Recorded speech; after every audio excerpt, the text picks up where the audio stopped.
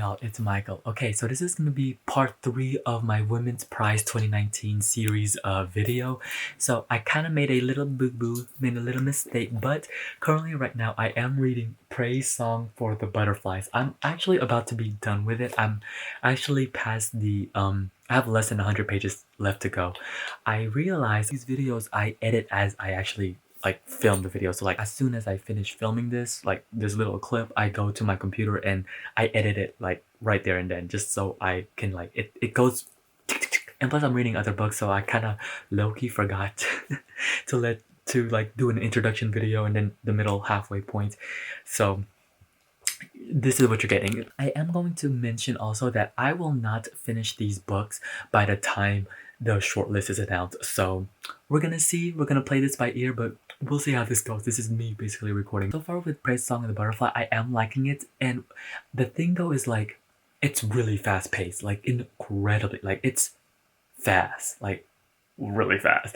But yeah, I'll talk about it when I do finish it. I went to the coffee shop and I finished Praise Song for the Butterflies by Bernice McFadden. I did enjoy this. Now, there are a lot of things to talk about this. Now, I'm going to try to edit this in post, but the audio right now, I could just feel it. It's everywhere. There's a party going on next door. The air conditioning over here is just going off. So I'm going to have to deal with what's going on right now. And the sun is setting.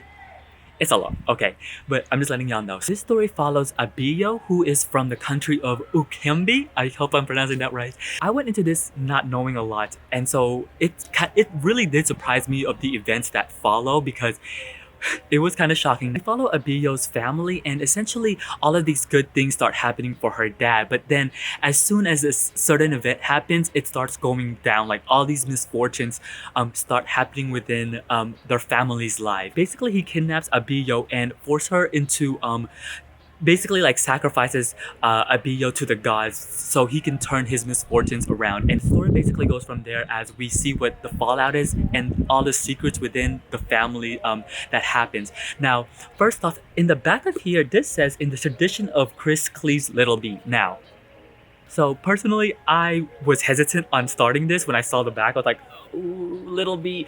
I personally did not like that story that much, okay?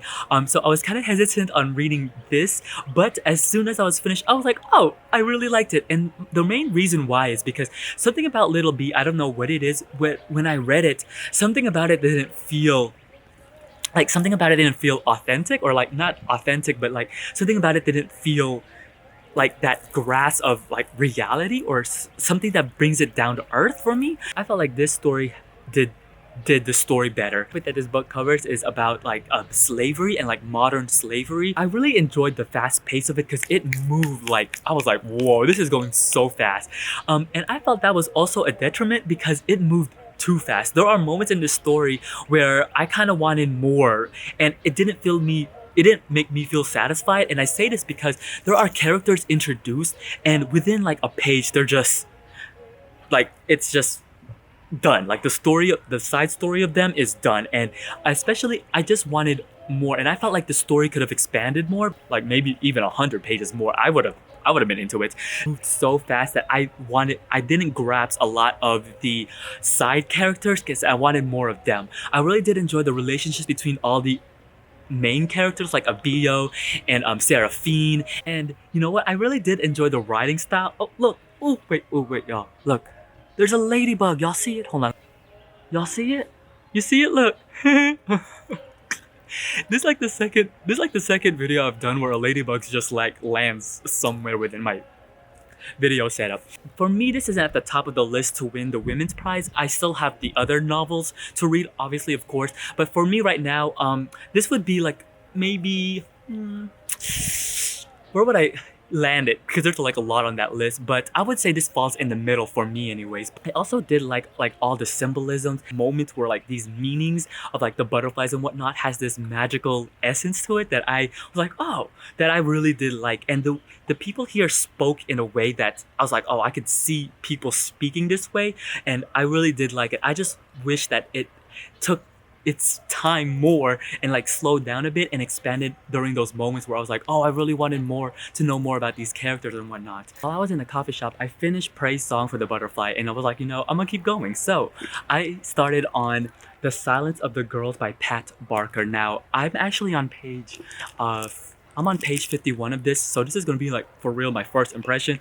This is a story about a city off of Troy during the Trojan War, and it gets raided by Achilles and his army. And we follow this woman who actually basically becomes his concubine slash slave. Her name is Bernice. I hope I'm pronouncing that right. And so far right now, we just seem to be like following her, like her every day of her life after her city got raided. And so far, I'm indifferent. Like, there's nothing really to say praise about it, or like really nothing to bring it down so much.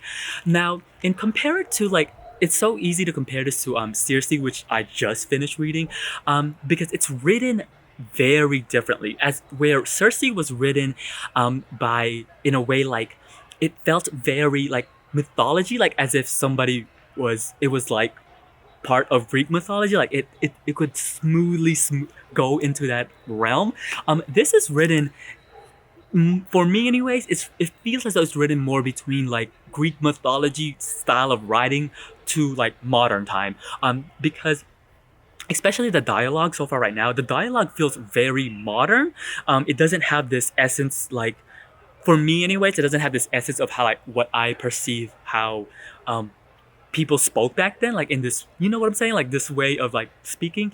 And so far right now it's going like we're following her point of view, and like she's the main character, and we're introduced to the other characters so far, so I don't know if like we're gonna get other perspective from the other women of the camp.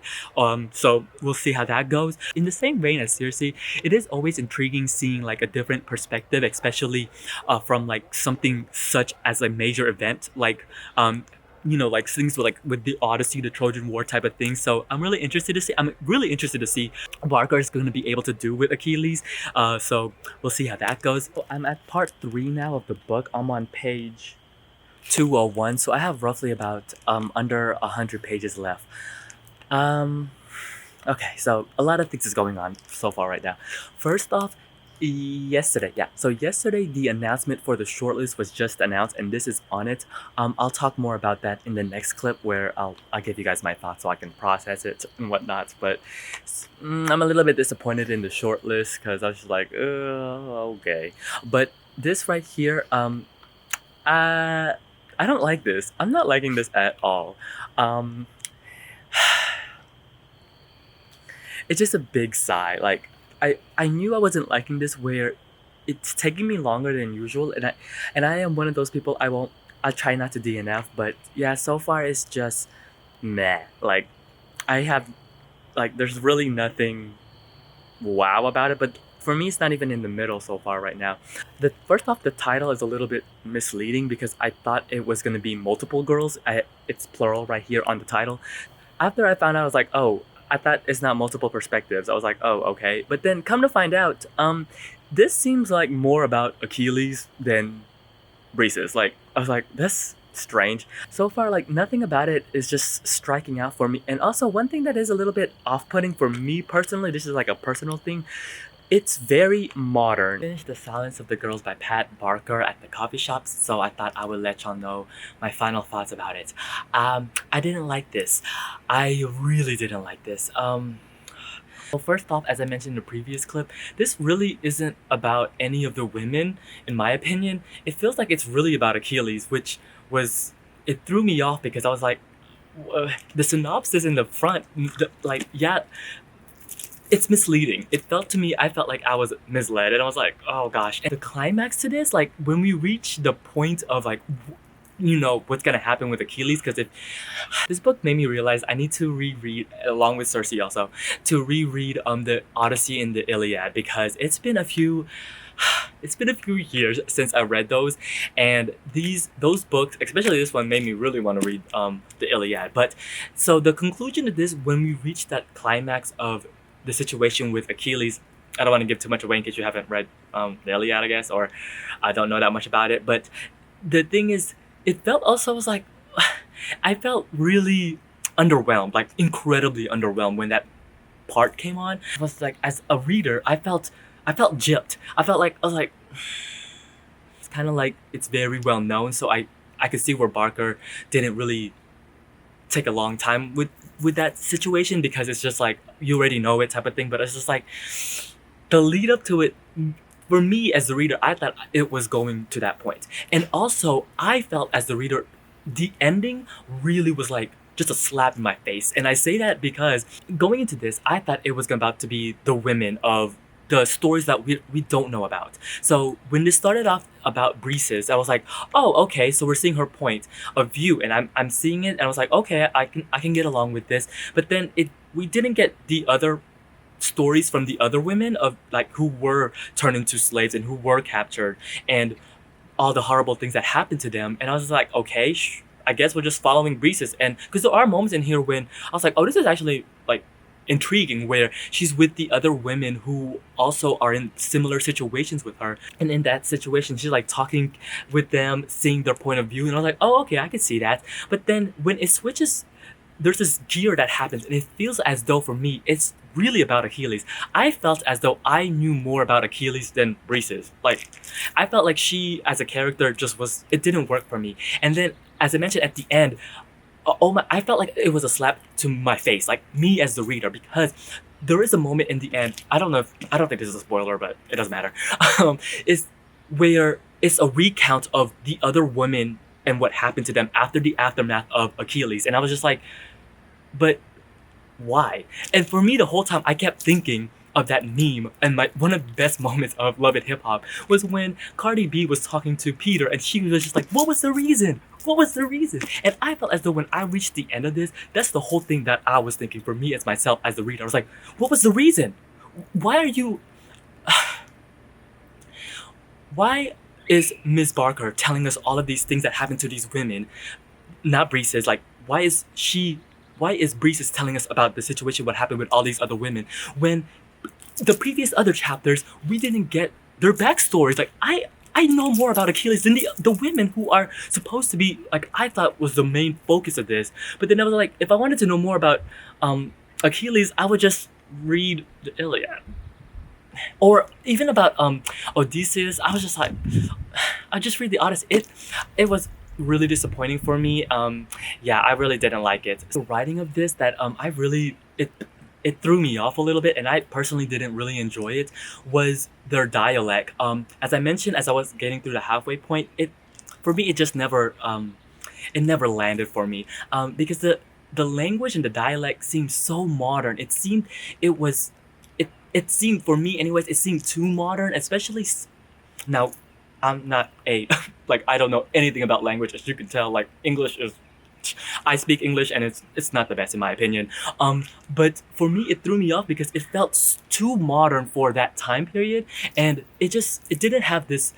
And I don't want to compare books, but I'm just going to anyways, because the way that people spoke in Circe, which was another women's prize book that was chosen, was in Circe, they spoke in a way, like, I felt as though it's a little bit more akin to like mythology speak, I guess you could say, in that word, or similar to how I assume people spoke back then. But this, what is my hair doing?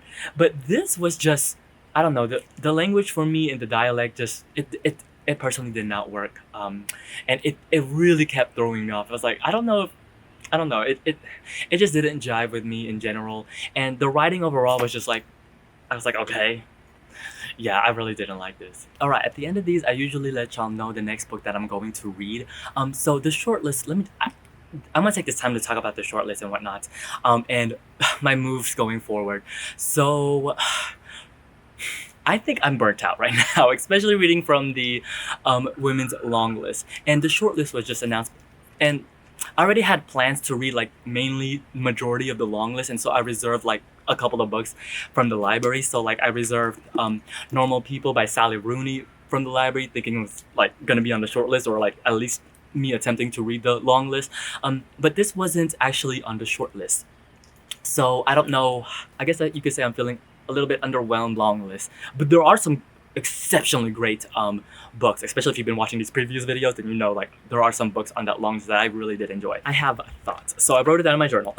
So some of these I don't understand how they got on here, because I thought personally for me I thought there'd been some other great potential of shortlist, because I thought like, okay, so if I were to choose the shortlist like currently right now, I would have chosen, I think Seriously would have been on there. It's like I think it's the winner, like I think it's the clear winner. While I thought I was more about it, I think it's the clear winner for it. So yeah, there's that. I would have also chosen Freshwater, just because I think that is a great talking point, especially since they're non-binary, and that it would have been a great talking point, especially this type of prize where we're trying to uplift women writers and women characters. So I thought that would have been like a great talking point. And then I also would have chosen Pick Milkman, and just because also I think because like it's when the man Booker, and so if anything it would have created buzz like, oh, can it win also the women's prize too, like that type of situation. And then the other one I would also pick that I read was the Pisces, because I mean if anything this is like a great talking point, especially about women and their sexuality. And we have this character here, Lucy, who's so free and so embracing of just sex. So I thought that would be a great talking point. And then the other one I would also pick from the ones that I read so far was Praise Song for the Butterflies. And that's because I think that sheds light onto something that women in, especially like in Western countries, like especially like US, especially in UK too, since this is mainly the head point, that they don't know about like slavery being still active here in the modern world. So I think that would be a great talking point. And so seeing the shortlist is a little bit disappointing, because it's just like, okay, Circe and both the Silence of the Lamb, like, and then My Sister the Serial Killer, I think that was just like, it was okay. Like, I don't think it wouldn't make it personally even close to my shortlist. Ordinary People, I don't know, from people where, I'm getting that confused with Normal People too, but Ordinary People, especially from booktubers and like reviewers that I like generally trust and have very similar tastes to by reading, they didn't like it, so it was just like, ooh. So yeah, I think I'm gonna take a break. So I don't know how these videos are gonna plan out, but I think I'm gonna read something else, just not from the long list for right now, just because I feel personally burnt out. But yeah.